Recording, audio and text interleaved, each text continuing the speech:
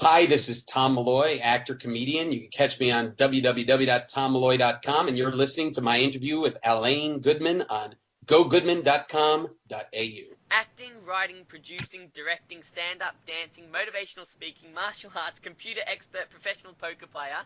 You've trained or are a professional in all of these areas. What was your first interest? And how big a part do all of these interests play in your current life? Well, I'd say the first interest was acting. It's always been acting, and it's that maybe influences everything else because maybe everything else is like playing a role. You kind of got to get into the role of a poker player, the role of a martial artist, the role of a writer, and so maybe that was it. That just playing different kind of personas, like that led me to just start, experiencing all these other aspects, but. The bottom line is I just have a lot of like kind of life energy, natural life energy. And so everything that I jump into, I truly jump in the pool. I don't just put my foot in the pool. I actually jump in. So, yeah. So, and do you still keep all of these other aspects in your current life as much as you can? Well, sure. Funny enough, you mentioned directing. I've never directed. That's nothing, I mean, that I've done in the past. I may do it in the future. I'm kicking it around, but yeah, I mean, like, as far as obviously acting, writing, producing, that's on a daily basis. I'm working on all those things. But I mean, I was doing jiu-jitsu this morning, so it's that's at least 3 days a week. And then poker, I mean, I just played in the tournament. What's today? Is the 20th. Oh, so that was a little while. It was the 9th of March, but a couple weeks ago. But I was invited to play to a thing tonight, but I turned it down. And so, yeah, I mean, I'm always kind of keeping up with all of it and having fun. Did you win the last tournament? No. Funny enough, that one is a very tough for me to win because I'm the host, and that tournament specifically is for a charity, the LA Children's Hospital, and it's a black tie, so I'm in a tux.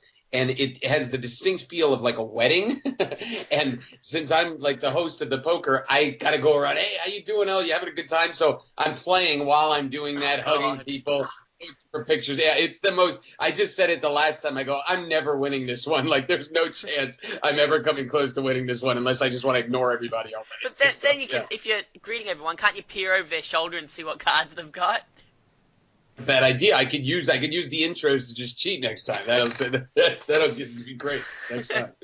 Thank you.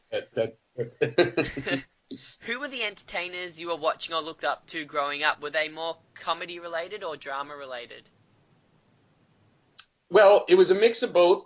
Comedy was the first start. Funny enough, there was a station that played old Jack Benny programs, who was obviously way before my time, but he was kind of the first sitcom, and I loved his style of comedy, which was kind of a sane man in an insane world, and his reaction-based comedy, his look away, which was just a kind of like reaction to what was going on, was the funny punchline. So, and you see, Kelsey Grammer adopted that, and B. Arthur adopted that, and both claim. I mean, it's not calling them out. They both claim Jack Benny was a huge influence on them, but early on, seeing movies like Airplane, which is very funny because Robert Hayes is a friend of mine now, and we play poker together every once in a while, was a huge influence on me. So I'd say start with comedy, but early on, I got really into the best movies of all time. And like the man John Cassavetes behind me, and I got a Marlon Brando picture up front here, and just watching some of the best films of all time, and that just movies in general, So what were some of your more funny, more favorite movies? Were they ones that were before your time, or were they ones that were your time, or even today? Once again, it was a mix. It was like I could remember seeing Airplane in the theaters and crying the entire time, laughing, and seeing the original Star Wars. It was a re-release of that movie because that was a little before my time, and just the Star Trek II was another one that just blew me away in the theater. And when those lights came down, it was like a magical experience. But then watching things on, a VCR back then, and seeing some of the best old films. In fact, I'd have to mention the Peter Sellers Pink Panther movies were such a huge comedy influence. Blake Edwards And I just, watched those over and over and, just over and over watching the same movies and picking up little nuances. And I think that definitely had an influence on me. You grew up in New Jersey. Was there a strong arts culture there when you were growing up, or even a comedy culture, or did you have to go across the pond to New York, or across the bridge, whatever it is? Yeah, across the bridge. Yeah. So it was, there was, well, let me say that in my high school, there was a great drama program that, everybody, it was very competitive and they took it very seriously. My co-star, she was 2 years older than me, but my co-star in all the musicals and plays was Vera Farmiga, who's now known, she's best probably known for Up in the Air. She co-starred with George Clooney, got nominated for an Oscar. And then she's in The Mom in Bates Motel now. And so she was my co-star in everything else and until she graduated. And so it was like, and there's other people that went there, Emma Bell, Mark Osborne, that have been through the school. So maybe it's just, kind of a diamond in the rough. And there was Hunterdon County where I grew up. Not that my family was super wealthy or anything, but that is the fourth wealthiest county in the entire country per capita. So you could just imagine the amount of money the school had, you know what I mean? Like we had things that other schools could dream of having. And so that led to, bigger stage shows and things. I remember going to colleges and thinking, oh, my high school stage is better than this college. But, so that was that. And then as far as comedy goes, I started performing stand-up comedy when I got to college. I was 18 and I would go to a place called Gladys's Comedy Club on 45th Street. And they'd let me get up there and do my 10 minutes. And so I was doing that from the time I was 18, 19 years old and all through college. So, yeah. Right. And what kind of things were you talking about as a stand-up comedian at 18 or 19? Well, it was always, I was a storyteller. It was things about, dating and things that ticked me off and that I could take a funny kind of angle on it. Interestingly enough, I'm more of an improv comedian. I'd done improv since I was younger in, like the teen arts and the Thespian Society that was in New Jersey.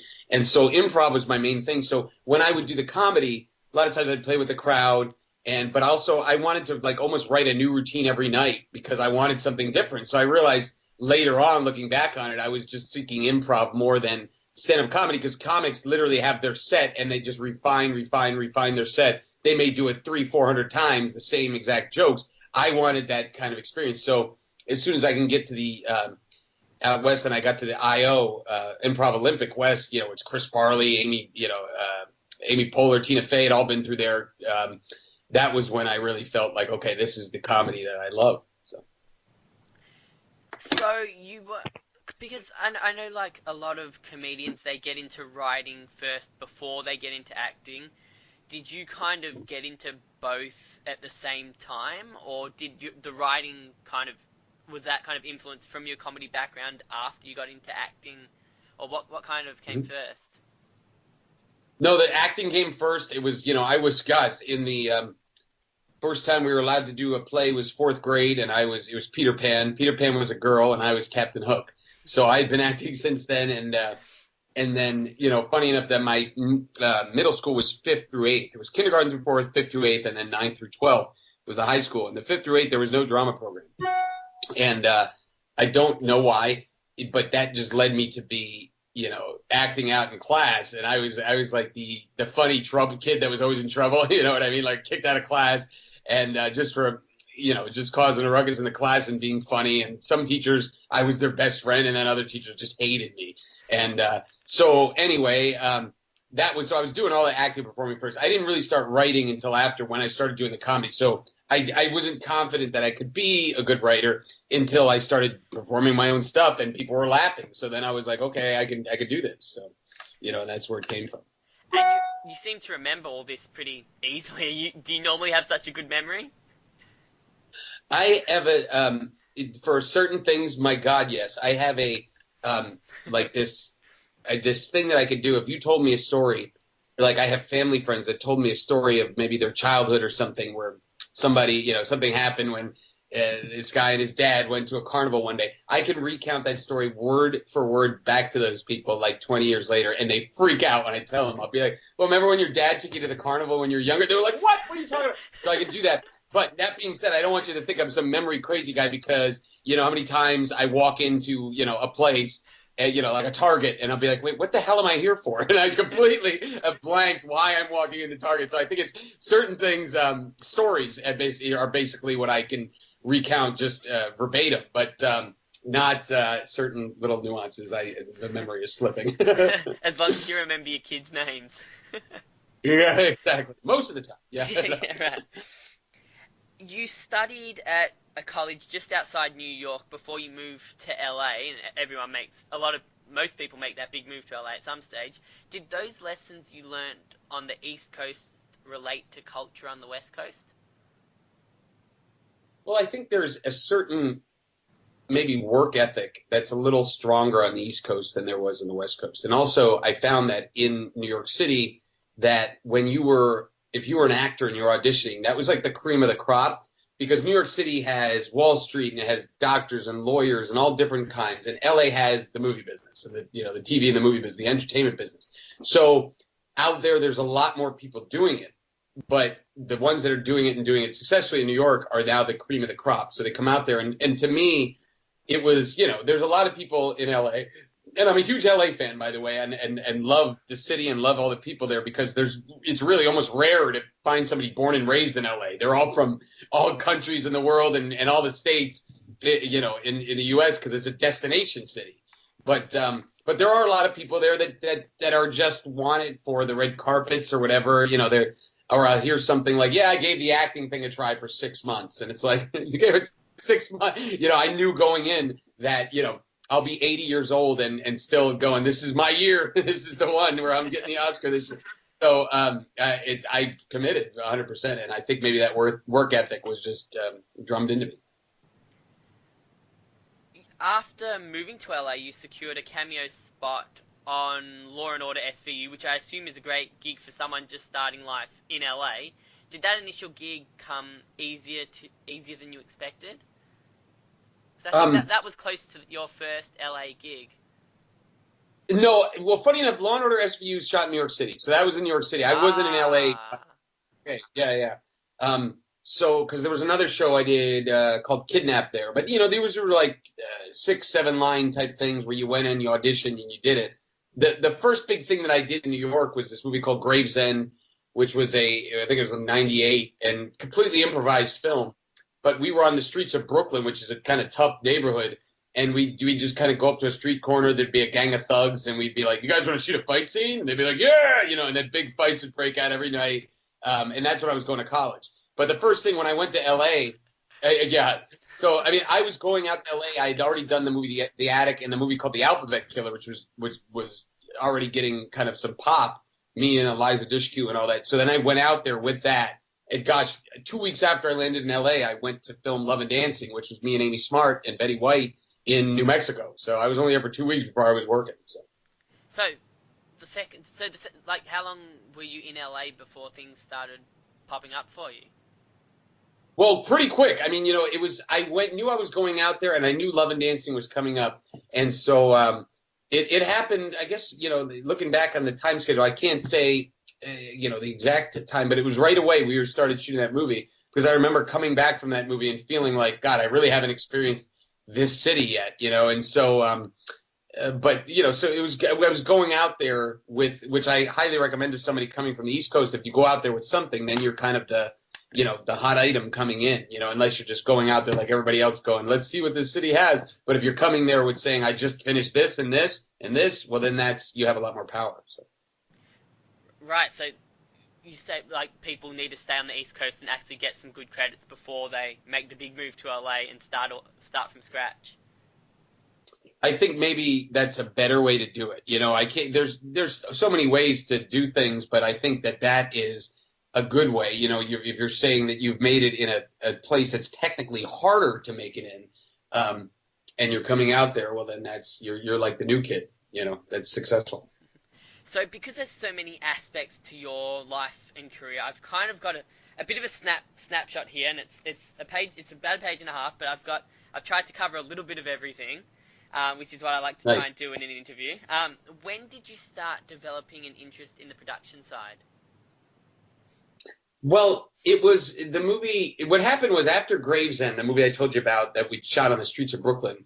You know, And we got Oliver that was Stone. when you say that was improv. Does that just mean you were creating scenes every night and you didn't really plan them? Well, the director, a guy named Sal Stabile, who went on and became a very successful writer. I mean, he wrote what's considered to be the best episode of The Sopranos and Rescue Me. He was one of the head writers of Rescue Me, and he would literally give us the scripts that night. You know, I wrote these new scenes. We're going to do this. So we didn't know what we were doing going in, and we just throw the scripts out. And it was like, okay, what do we do? We're robbing this store. Okay, at the end we get shot. Great, let's go. Throw the scripts out, and then we would just do it.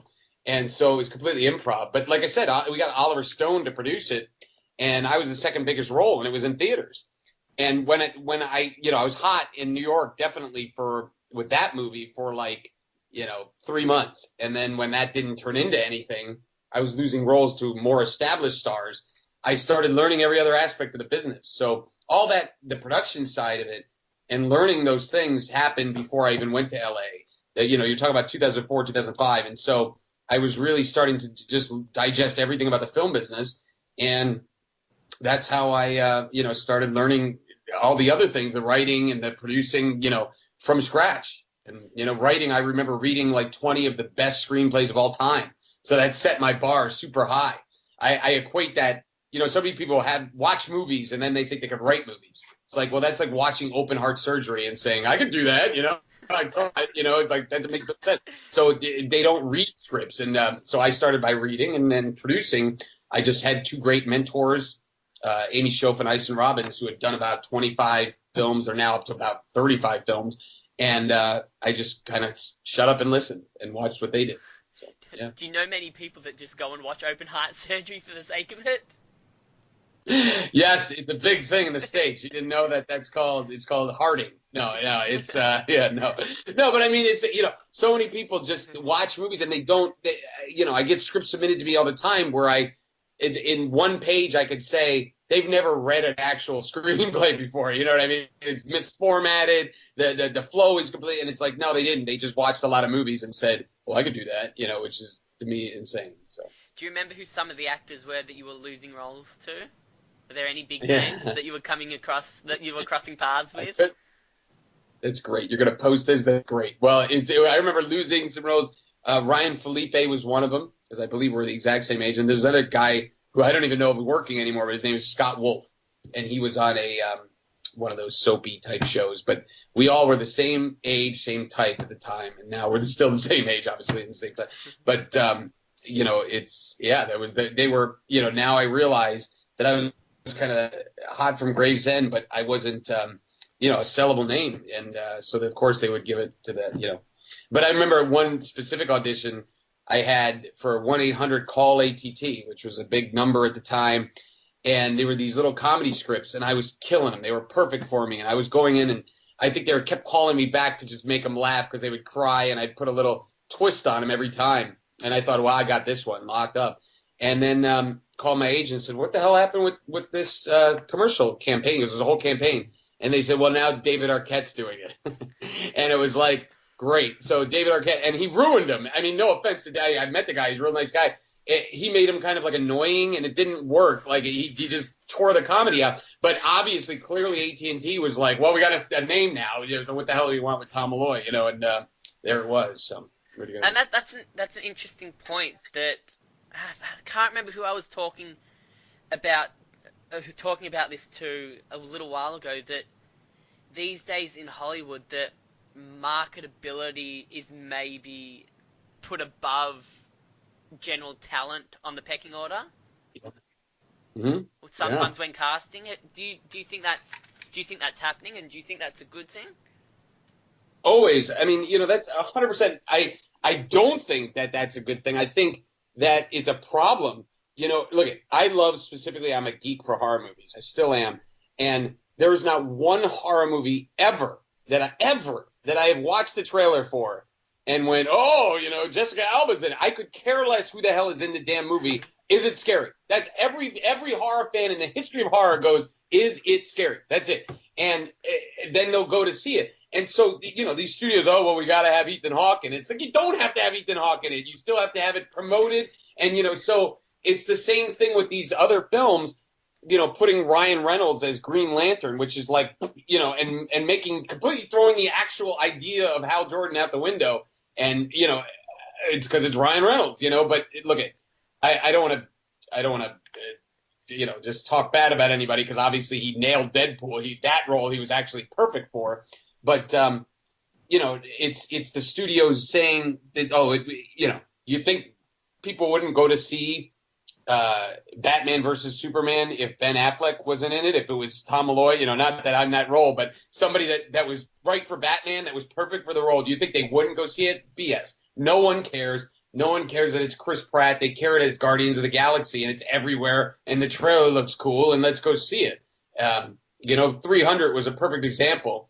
Not that Gerald Butler's, a huge star or anything like that, but it was like people thought, wow, that movie looks awesome. Let's go see it.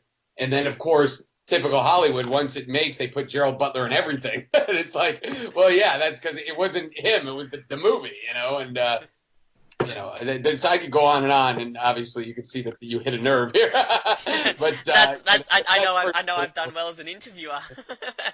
Yeah. That's what kind of what social media is. In a way, it's good, but in a way, it is bad for exactly what you said, that people may sometimes get jobs, they're not perfect for the role, but because they have that big following and they're good and they can help market the movie, that's maybe why they're getting picked in auditions instead of finding someone new. Yeah, my buddy is an actor, Scott Bailey. He's a great actor and was a former soap star. And he told me he was just out for an audition and he saw something, or his manager showed him the breakdown, and it was just like looking for a certain amount of Instagram followers or whatever. That was the actual requirement on the breakdown, which is just hilarious. But okay, on the flip side of it, do I get it? Sure. If you cast Selena Gomez in a movie, and I only bring her up because she's the number one, I think, on Instagram with 11 million followers. That if 111 she says, million. 111 million. Oh, the 111 million? Oh my God. I think she's over 100 million. Wow. But think about that. And, so then she could literally say, I'm starring in a movie, called Poker Chips. And it's like, wow, there you go. It's like, now you've got it to 100 million people or whatever the number is. Well, damn, that's success. That's eyeballs, so it does make sense. I get it. But I get ticked off when people are not right for roles, but they're being cast because, well, they could tweet about it. I'm not sure what that's not going to make a good movie at the end of the day. Over the next 8 or so years from when you moved to LA, you worked on Anger Management with Adam Sandler and Jack Nicholson, and you mentioned The Alphabet Killers with Eliza Dushku, among other movies and TV credits. You also had a family at this stage. Was it getting hard to juggle everything and get a good life balance as more acting and production jobs started popping up? Well, yes. Yeah, there's definitely no question that's tough. I was looking at your credits on IMDb. Like, at one stage, it was just like, there were 6 or 7 in 1 year, and it just kept bouncing. And it said producer, writer, actor. Totally. It was nuts. I mean, look at balancing it was extremely tough, and I'm not married anymore, so that's one of the that was one of the issues. But it's like the kids they're always with me. They're with me half the time, and it's they're with the other aspect of it. Besides the work. The work is one thing, but then there's the other aspect of it, which is going to events, meeting people, red carpets, and stuff like that, which to me is considered work as well. And that's the one that usually gets under, that's a tough one, to justify. I'm going to the red carpet with all these famous people and blah, blah, blah, and mingling, which certainly anybody would like to do. But it's like, the wife has to stay home and take care of the kids. And we had, my kids are like the two greatest, most polite, easygoing, awesome kids. But when they were younger, they were not. I mean, not that they weren't terrible toddlers. They were when they were babies. They just didn't sleep. My daughter had colic. She used to wake up 7 to 8 times per night. So it was like impossible to get any sleep. And so yeah, I mean that's a struggle, man. But it's I always felt like I can either make excuses or I could just get it done. Just keep grinding along. At the moment, you're involved in a police comedy series. Now, I've watched a couple of clips on YouTube called Midtown. What makes this series different to every other police comedy series and movie? And there's been heaps. Like, Police Academy is one of my favourite comedy movies. Steve Guttenberg. Great. I love watching Brooklyn Nine-Nine at the moment. But police comedies have been done over and over again, and somehow they're all original. Somehow they're all classic, and they have the police dramas as well. So police can cover every genre. How is Midtown different in your eyes? So you mentioned first. Let me back up and say anger management, which was way back in I don't even remember when that was in 2002. That was in New York, and I met a guy there named Scott Baker on the set, and he was a former NYPD cop turned improv comedian. That's what he does. He does improv now.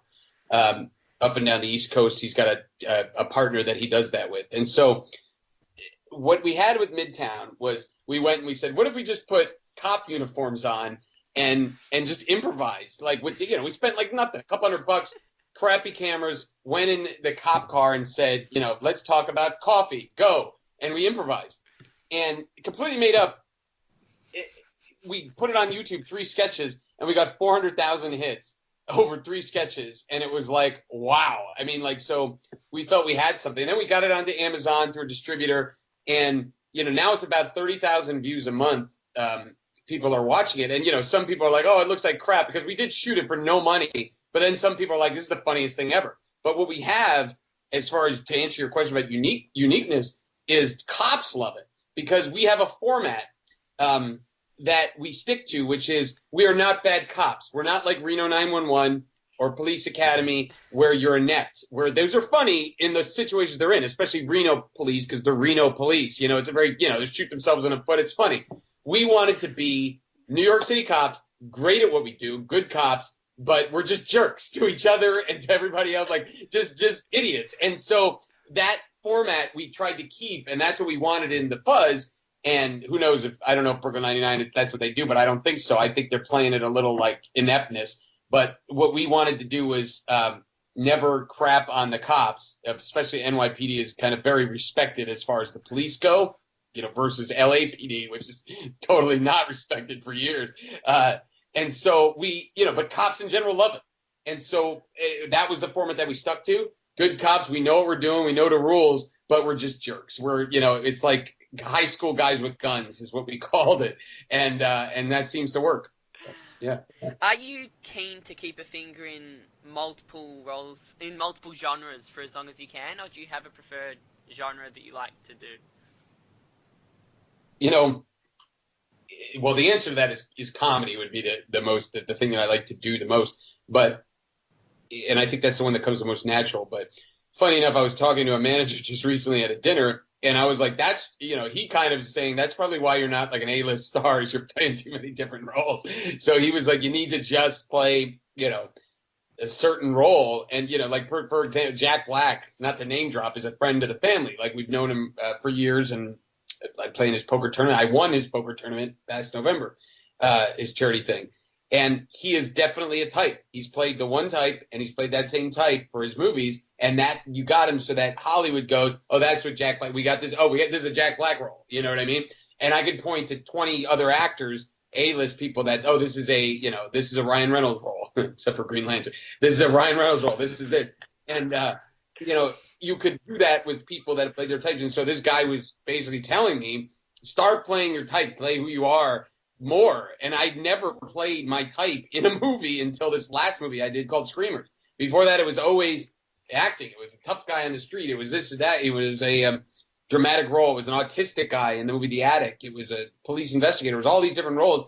And he was saying that that's the reason why, because Hollywood can't go, oh, put Tom Malloy in that, because they don't know exactly what I am, I guess. Does that make sense? Yeah. Doesn't that lead to typecasting? Is that a good thing? Yeah, but it is a good thing to, at least to get started. It's a good thing. You can, if you are super successful and if you're talented enough. Look, a lot of people that are typecast can only play that type, and that's why they're typecast. You know what I mean? But if you're talented enough that you can expand, you will. Tom Hanks, and Jim Carrey kind of successfully did it. Robin Williams, like there's a lot of people that started in one genre and moved to another genre based on their talent alone. Steve Carell has done serious films, and then it's because then if you can first at least be recognized. Jack Black's done some serious films, and if you can be recognized for one genre where you can get it, then you at least have the power to then say, you know what, I want to try this or I want to try that. So. Before we move away from acting and move on to a couple other aspects of your life that I want to touch on, Creative Differences, Air Disturbance, American Soldier, Routines, In Vino, and Rain Shadow. These are the projects you're either acting in or producing over the next couple of years. Which ones are you most excited about? Well, In Vino's already produced. That one's done. It's being edited right now. We produced in December. That was, one of these things where I knew the director and kind of helped him, mentored him a little bit, and then we got it going. The rest of them, I don't want to say that people put me on their movies.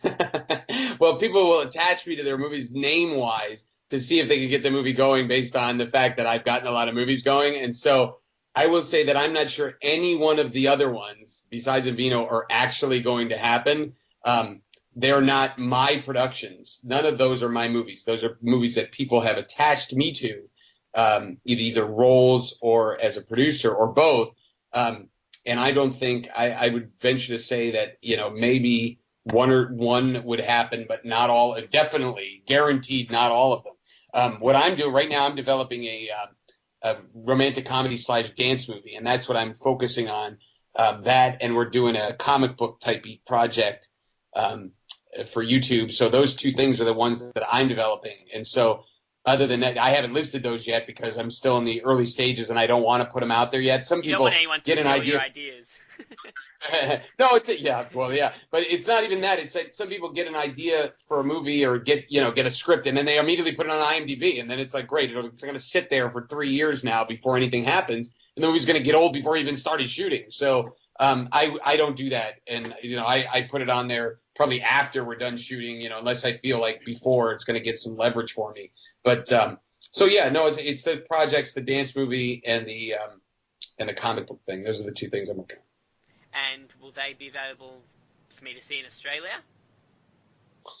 Well, yes. Once we get going. I mean, look at the main movie that I'm really pushing. I mean, look at Fairhaven is a movie that I have that's out in theaters right now in Los Angeles. It's New York City, and it'll be on Showtime in June. And then another movie called Screamers that we're trying to sell right now. And we have an international sales agent that will be pushing it. Hopefully, he'll sell it to Australia, and you'll see it. And that's a killer horror movie. Just an amazing found footage, and it just works. So I'm hoping you'll see Screamers. Even like I've started renting movies on iTunes, so that's a good place that I can go and get movies that maybe don't quite get to cinemas here, but they're on DVD or they're on iTunes in the iTunes store.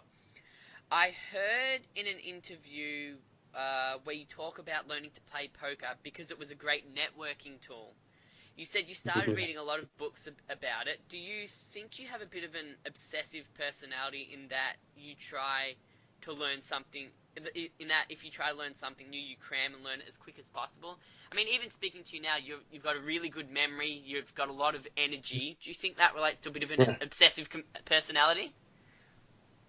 Well, it's not that maybe. I mean, I'm not a big fan of labeling things, but I think I just get excited about something, and when I get passionate about something, I want to do it. I mean, poker's literally, when I'm on any call, I'm riffling through poker chips in my hand. They are literally, and I'm sitting here doing like little tricks with the poker chips as I'm talking to somebody, or I'm doing like little shuffles. It's literally, I'm always fidgeting with poker chips, but or shuffling cards or something like that.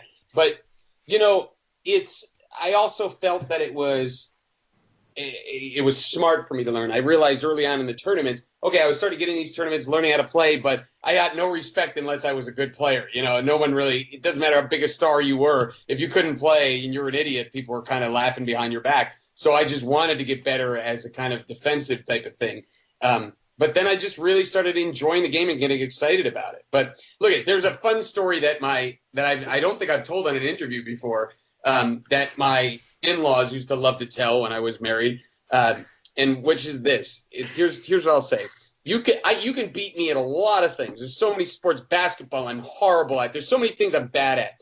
But if you beat me at anything, and you make fun of me while you're beating me, I will become the best in the world at whatever we just played, and I will destroy.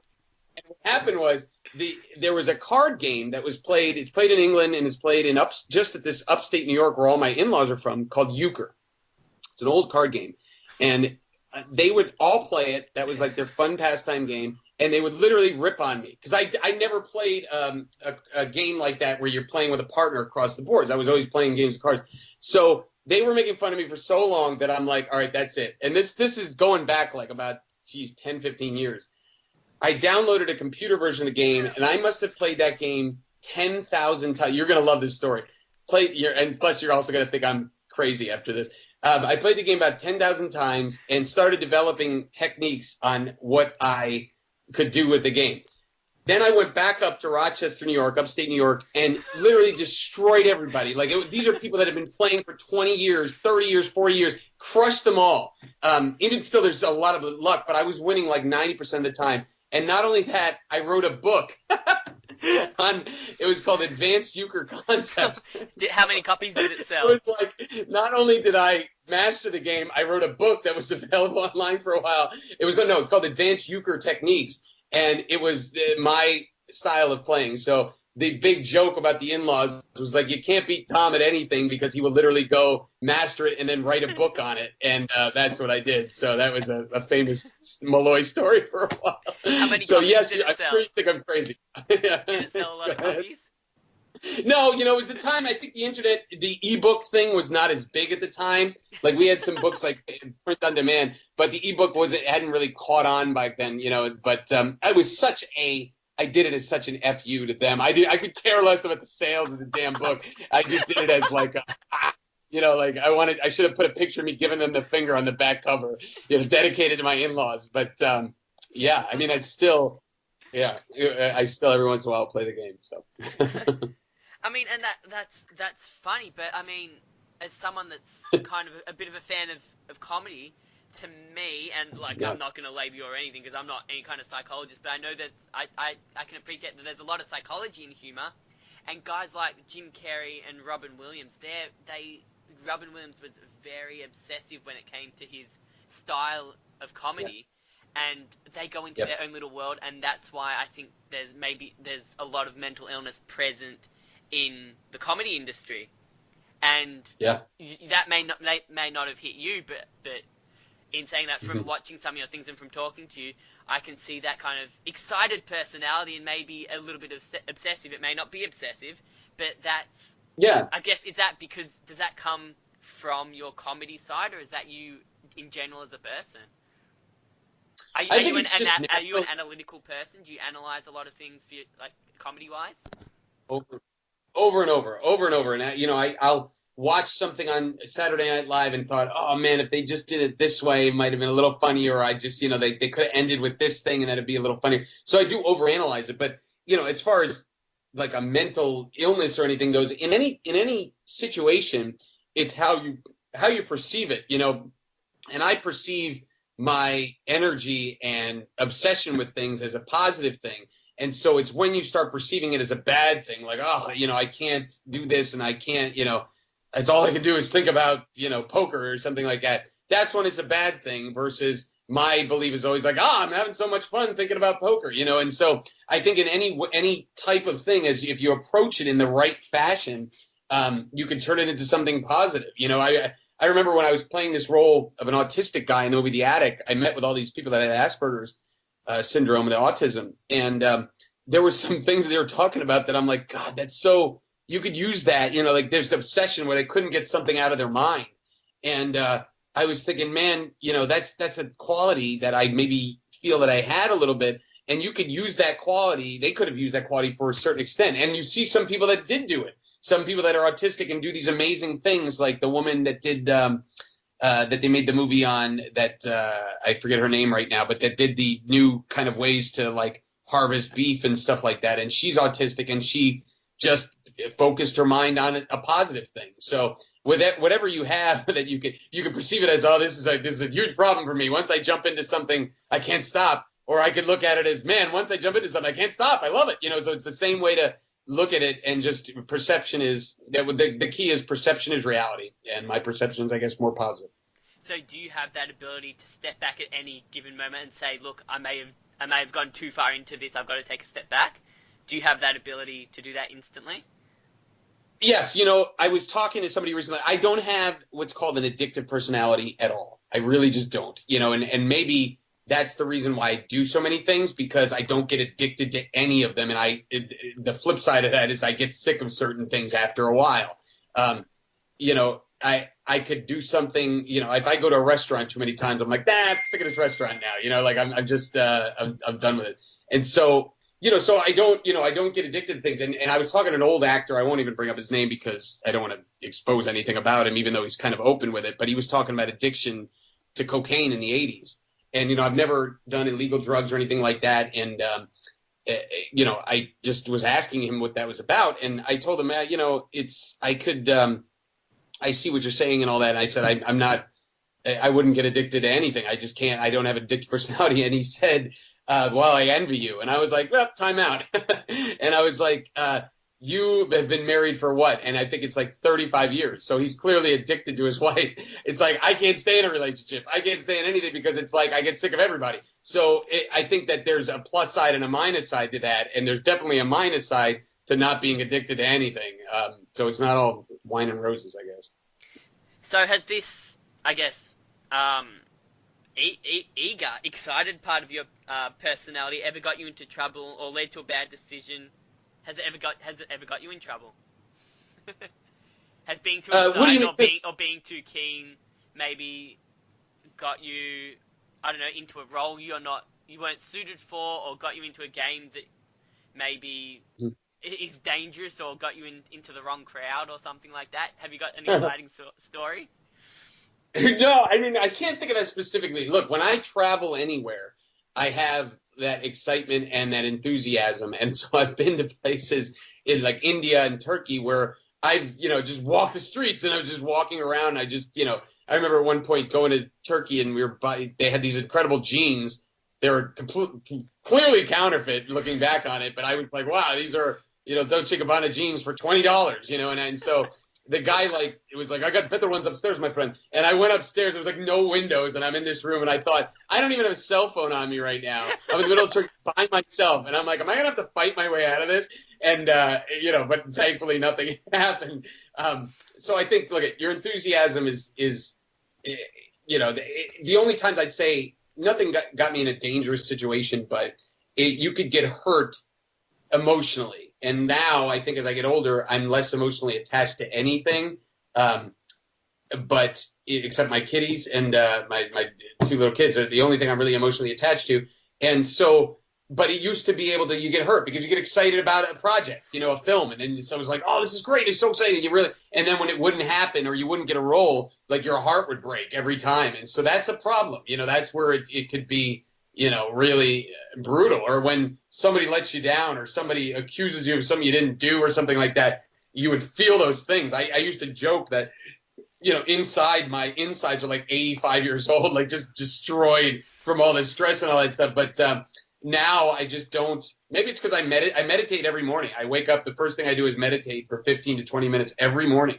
And I think that is has caused me to have less attachment emotionally and a little less stress.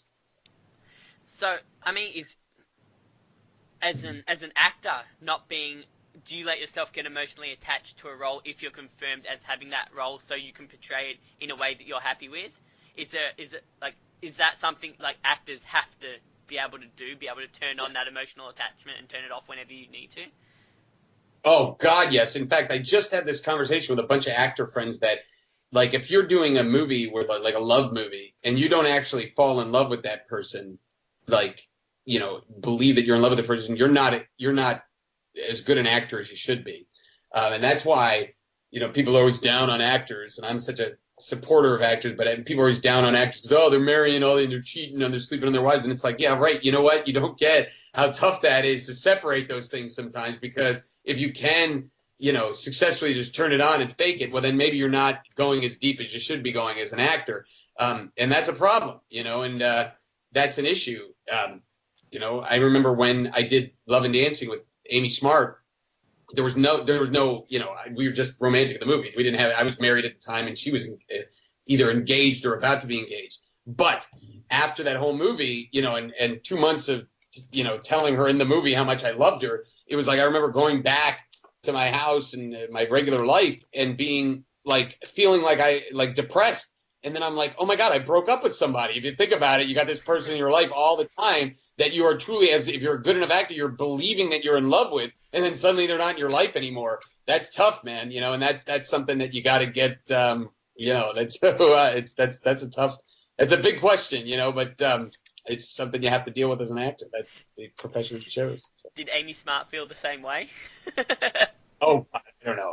Who the hell knows? But you know, no. I mean, you know, I don't mean like I was like I was going to call her and confess my love to her. I mean, like it took me that movie to realize what, you know what I mean? Like I was so into her character-wise, like, you know, I was in love with her in the movie, and then it was like it just translated to my body, and then, you know, afterwards I'm just kind of moping around the house, and I was like, oh crap, yeah, I just broke up with the love of my life, even though she wasn't she was the love of my life for pretend. But it osmosis, it gets in your body. So it's like I guess withdrawal symptoms. If you get used to something for so often, it kind of becomes a part of your life. Mm-hmm. Let's go on next page. All right, we're almost finished. No, it's all right. It's good. This is good. Glad I'm getting the passion out in you. It's credit to me as an interviewer. I'll be arrogant about it. I think I'm a damn good interviewer. Yeah, there's some good questions. You are really delving in. It's not like, when is this coming out? Like, it's not that stuff. It's like really some serious stuff. It's good. Anyone can do the easy stuff. Yeah. Not everyone can do the research. When did you great. go from actor, producer, writer, for which you've won awards, to somewhat of an entrepreneur? I always like trying to pronounce that word in different ways. I've heard you say you own a couple of companies in different interviews. You say you own a couple of companies, and you've also written a couple of books as well, one that you've already mentioned. Can you give me a bit of is there a moment when you realize that you've got so much going on in your life that you can kind of classify yourself as not just a Hollywood person, but you're an actual entrepreneur? Or however you want to pronounce that word, you might pronounce it differently to me. Yeah, well, yeah. No, entrepreneur, that's what I'd say. You know, I made the choice that I needed enough freedom that I needed to be able to say, hey, you need me to fly to Brazil tomorrow for a film festival? Sure, which is not, that's kind of true. It's not tomorrow, but it's going to be soon. So I said, look, if they need me to fly out there, it's like, fine, I'll go to Brazil. And it's a film festival that just accepted screamers. And I love to be able to have that freedom. I don't know how an actor or producer or writer makes it work if they have like a full-time job 9 to 5. I don't know how they do that. I don't, you know, nothing against them. If they can do it, great. I don't know how they do it.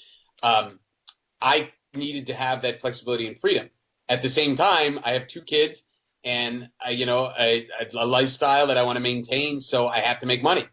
And because of that, you know, you have to do something. So I just said to myself, one, I wanted to be able to work from home and have freedom to just make my own schedule. And then 2, I wanted to not work outside the movie business. So like when you mention the companies, none of them are like, you know, I have a tissue company. Like none of those there's nothing in my life that's not, you know, that's not movies. Like companies I own is like I have a film distribution company that we opened about 1.5 years ago, and we're selling films. And I have a production company, and those are the ones that are developing films. And so the books that I've written, Bankroll is, you know, considered the gold standard book on film financing. And I have a thing called the Film Finance Guide, which is an online thing. And so that's just, you know, people buy it, it makes me money, and it comes in. So those things help to keep everything going. So I have my freedom, if that's, you know, that makes sense. So do you classify yourself, like, is it weird to call yourself an entrepreneur? Or is that something you see in articles when people write about you, they call you that? Do you call yourself that?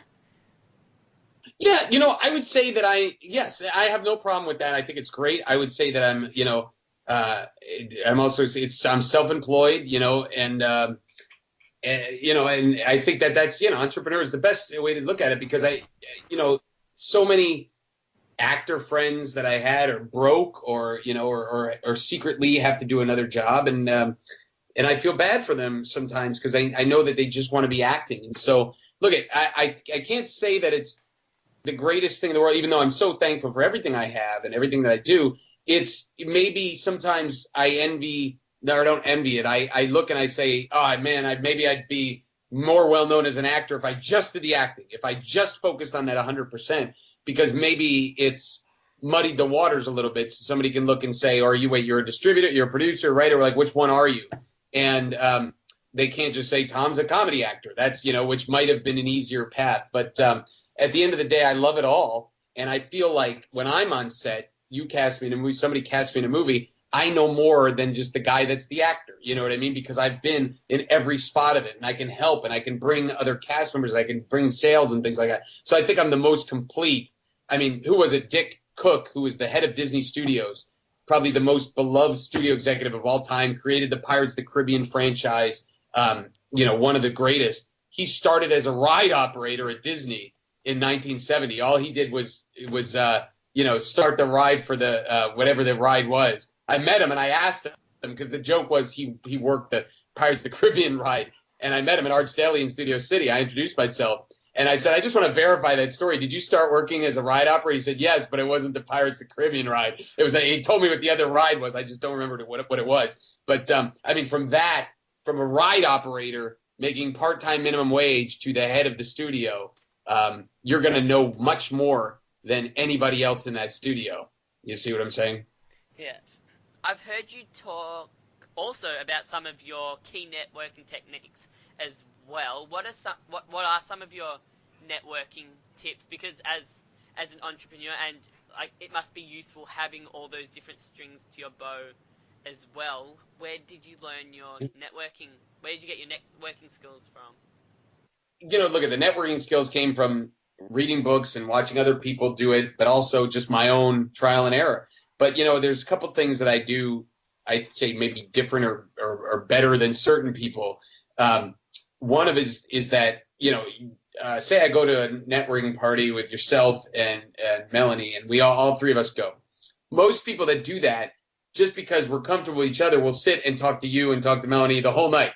And I laugh. My friend Michelle, who's a producer that now works for my company, she always tells the story of when we were at a BAFTA kind of networking event, and she was talking to me too much. And I said, time out, Michelle. I go, we already know each other. Let's meet other people. You know what I mean? I literally stopped her. I was like, stop. I don't want to talk, because we could talk anytime. We're at this party. Let's go. And she laughs, and she thought that was such a great lesson to go meet other people. And then, so I look to meet other people at those parties. But now, here's the difference. So I walk out of there, and I have a stack of business cards. And for the record, here is a stack of business cards. I actually missed one, the stack of business cards that are all different things that I got in Los Angeles the last time I was there. I follow up with every single one of those business cards. So many people take the stack and then don't do anything with the stack. I will follow up. Every single person on that stack will get an email from me. And so I credit following up with 90% of my success, is that most people just won't even do the effort. When I used to do motivational speaking for kids, every once in a while, not everyone, almost every speech, and I've spoke to over 100,000 kids, they would ask me, how do you become an actor? Somebody in the audience, and I tell them, there was this book. It's inconsequential what the book was. I said, go get this book, read that book, afterwards email me and let me know, and I'll tell you the next step. In 100,000 kids, one person did that. One person went through and get, and about not 100, 100,000 didn't answer the question, but let's just say 70 kids asked me that question, how to be an actor, and 70 times I gave that advice. One person. So it just shows you how rare follow-up is, and that one person is working as an actor, not full-time, but he's been in films and he's had speaking roles and things like that. And so it just shows most people think they want to put the energy in, but once they realize what the energy and the effort is, they go, nah, I'd rather sit on the couch and just chill. Have you always been a confident person, even when you moved to LA? Did you always have that bit of confidence to go out and meet new people? Yes, I always did, and I'm not thinking about, what are they going to think of me? I don't think that thought has ever gone through my head. I just go and meet people and have a good time. two things on that is that, one, I'm not always the crazy outgoing Tom. Like, a lot of times I just like to eat lunch alone. I go to the movies by myself. So it's not like I have to be, making jokes and in the crowd. Not at all. Like, but I will go up and talk to anybody. But, there's a lot of nights where I'm just like, I'm just, I'll sit at the bar or something like that. So I'm not always the crazy guy. But there is something that I do stick by. And it's a story that Michael Caine talks about, the lists in Hollywood. And he says the A crowd, the B crowd, the C crowd, the D crowd. And he says in the A crowd never hangs out with the B crowd because the B crowd's always asking him for jobs. The B crowd never hangs out with the C crowd and the D is always asking for jobs. He says, but there's a fifth crowd that can hang out with any of the crowds, and that's the fun crowd. And he says those are the people that are just there to have a good time. They're pleasant. They laugh. They tell jokes. And they're not looking for jobs when they're at these parties. And they can hang out with anybody. And I remember taking that to heart before I moved to L.A. and thinking, I'm going to be in the fun crowd. And I was, and still am, and my wife was even with me at the time in the fun crowd. She knew that it was about the being in the fun crowd. And so that's why we can hang out with all kinds of celebrities from the A-list to the D-list, because I wasn't like, can I show you the script at the end of the, no, I was just having a good time. And I always knew when the time for business was another time down the road, and then it's a time for business. But there's a lot of friends that I've never, Jack Black, I've never broached the business and said, hey, I got this going. I never. It's just friends, and that's why, he's probably not gotten sick of my comedy or whatever, because I'm not trying to pitch him on me. So being the fun crowd, if you have that in your mind, is a big thing. And I want to touch on your comedy chops, as I've got written there, because before we finish up, because as I mentioned, I am a bit of a comedy buff, and I've gone back and looked at a lot of 90s sitcoms that I just missed out on because I was too young, and watched a lot of stand-up from the old classics from the 70s and 80s. You've done quite a bit of stand-up, and as I mentioned, you've got Midtown as well. You've always had that passion for comedy? Has comedy always been your first passion? It's the thing I like doing the most. There's a site called TomMalloyComedy.com that has all kinds of just clips of just comedy, short films and things like that on there. A lot of them are written by me and some of them improvised. And it's I guess if I was to look at it, it's the thing that comes most natural to me. And it's not stand-up. It's more improvisational, or it's the highest level for me is comedy dialogue in screenplays. That's the thing that I like the most. That's the thing that I feel that I click with. That's the thing I'm most natural at. That's what I would just say, is that's the thing where I go, it comes easiest to me. And it's not stand up. It's not, it's improvised, but it's not even improv. It's not even going and performing on the Groundling stage or something. Even though I could do that very well, it's not that it's comedy on the screen. It's filmed comedy is where I excel the most. And hitting those moments and knowing that just looking away for a second is going to really hammer that beat home, and that's what I love the most. The SNL type comedy, that's my favorite. Have you got a bit of a dream to make it to SNL one day? I would love to. In fact, that's something that I really wanted to push. I was pushing it last summer to get an audition. I had met Kenan Thompson, and Rachel Dratch was in a movie with me. And, I think that I would be older than some of the castmates. A lot of maybe one or two were older than me. So who knows if there's an age limit. They love hiring young people. But, I look at that and I go, I'm just as good as anybody on that show, if not better. And I know I could bring my game to the show. And so it's still a dream of mine for me to get on there. So we'll see. That confidence, to have that confidence going into Hollywood and maintaining it throughout, I think that's really, really rare. Do you see it that way as well?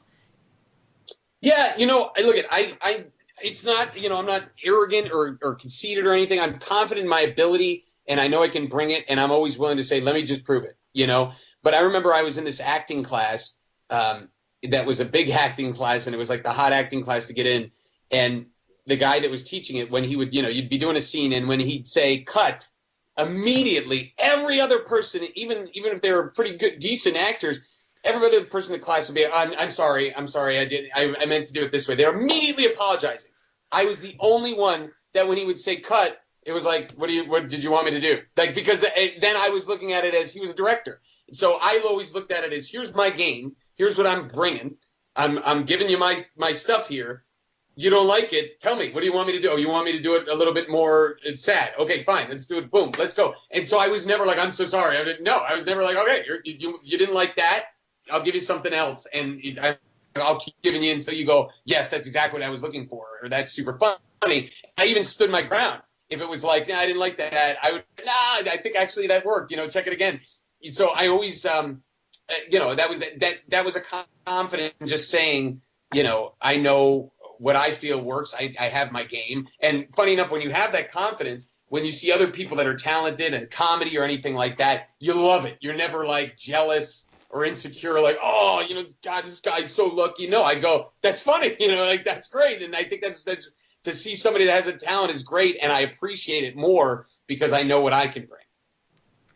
Right. And how often do you get to do stand-up? Not often. No, not often at all. It's when I decide, here, let me try stand up again. It's very tough to do because I have so many things. Like you said, this is a perfect example of business is getting in the way. But also, if I was to do stand up, I'd have to tour and go to different cities and things like that and really refine my act. And I can't jump in that pool fully because I have too much else going on. I'd rather do comedy films. Like I said, I'm developing this dating comedy, hoping to get that going this year. And if we could do that, that's when I'll be the happiest. You said you're good at improv. Do you have a couple of quick dad jokes that you can share? Dad jokes? No. The key that I do improvising is doing a situation. You know what I mean? Like, is the best part of it, improv to me, is when you have somebody like Scott Baker from Midtown, who's my kind of comedy partner. We were recently asked to read for the Travel Channel because they wanted friends that were like actual friends that were improv comics to just, they'd send you to countries and just have you be idiots. It's like, well, that's perfect because we actually do that in real life. So we auditioned for it, and it was like 12 questions or something, and we did it in one take. And the best way improv is when, if you imagine improv, the comedy, the joke being a beach ball, I'm throwing it to you. You can either catch it, you can either hit you in the face and drop, you can move out of the way. But if you catch it and you throw it back to me, that's when we're kicking butt. You know what I mean? And we're going with the situation. And that's when it's the best, man. And that's when it's fun and exciting. So. And finally, where can people find you? Oh, great, man. TomMalloy.com. TomMalloyComedy.com. On Twitter, I'm Tommy Malloy, and because some jerk took Tom Malloy, and some jerk with my name, but and then on Instagram, Tom Malloy. So yeah, any of those things, I'm on there, and happy to hear from anybody. And I guess finally, after that, now that we've mentioned social media, and we mentioned it before, saying that social media is starting to become more of a casting tool, do you think is social media important to you?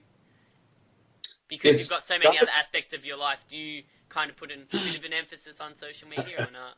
Not yet. It's starting. It's starting thanks to people like Melanie pushing me to do it. I was kind of ignoring social media for a while and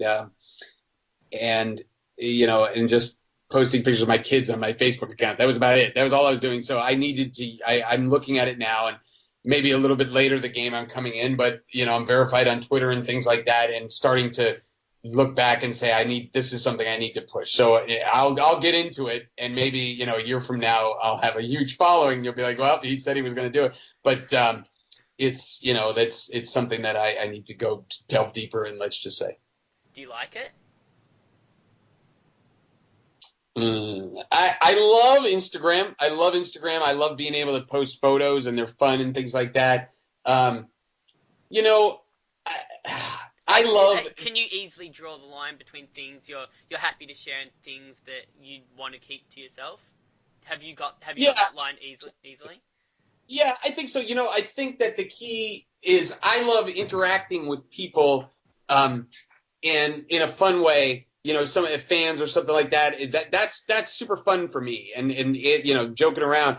I think that in some ways social media has gotten so serious that's maybe my issue with it. It's like, lighten the hell up, man. You know what I mean? Like, so many people on Facebook, not calling out anybody specifically, but if I'm like, oh, my daughter's in the hospital with 105 fever, it's like, who the hell has time why would you even put that on Facebook? And so everybody can comment and say, oh, good luck, I'm praying for you. It's like, to me, I look and I go, as a parent, I'm like, who the hell, what are you doing with that time you're freaking putting on Facebook? How about, holding your daughter's hand at that point? So, again, I'm not pissed off at anybody or specifically, but those kind of things, and then the political posts, and then you could literally be defriended for one wrong word. It makes it, everybody's kind of walking on eggshells a little bit now, especially with the situation in our country, the crazy nightmare situation in our country. So, you have to watch it now. So I think I love certain aspects of it, and certain aspects of it I go, eh. So that's the easiest way I can say it. That's one thing I do want to try stand up one day, and one of my points I got to bring up is like thoughts and prayers do nothing. Essentially, if you send your thoughts and prayers to someone, and that's all we do around the world, like, it doesn't do anything. When everything, so ridiculous. Something happens in the world, I'm thinking of you, I send my thoughts and prayers, like, Jesus, send me some food or something. Oh God, that's it. It's so funny. There was a comedian, David Cross, who was very edgy comedian, and he was talking about Hurricane Katrina, and how people blame George Bush, and they blame this, they blame that. And he was like, you know who I blame? He goes, I blame the Catholics who didn't pray hard enough. And it's like, that's really an edgy ass joke. But at the same time, it's like, yeah, that's what you're saying. It's like that if you just prayed a little bit harder, God would have reflected and stopped it. And it's like, oh, that's such bullshit, man. It's like you can't say that, or it's the old joke about the football teams, both, that the winner, I don't know whose joke this is. It may be Brian Regan's. I would love to credit him with the joke, but he said that the winning team always says, we're going to thank Jesus, we want to thank God. And he goes, but you never hear the losing team being, you know what? We lost because of Jesus. We lost, God screwed us today. So I want to blame God for that. So no one does that. They just thank him when they won. So. And we got a swearing warning for the interview. Yes. Yeah, finally. No, that's good. It's natural. That's what I want. Tom, it's been an absolute pleasure. Thank you for telling some great stories, being so open for me, and good luck with whatever comes next. I hope to see a couple more stand-up clips of you on the internet soon, as well as some good comedy and even some horror. I can try horror again. I've tried horror a little bit. It's kind of a bit weird because it starts out normal, but then it goes just completely over the top at the end, and that's where you see the hole in it. But hopefully you've got a different take on it. Well, check out my film Screamers. It's not out yet, but you can check out its #Screamers and just type Screamers trailer 2017, and you'll see the future of found footage movies, and that is one scary movie. Cool. Yeah. Thank you for talking to me, and have a great afternoon. You too. Great. Awesome.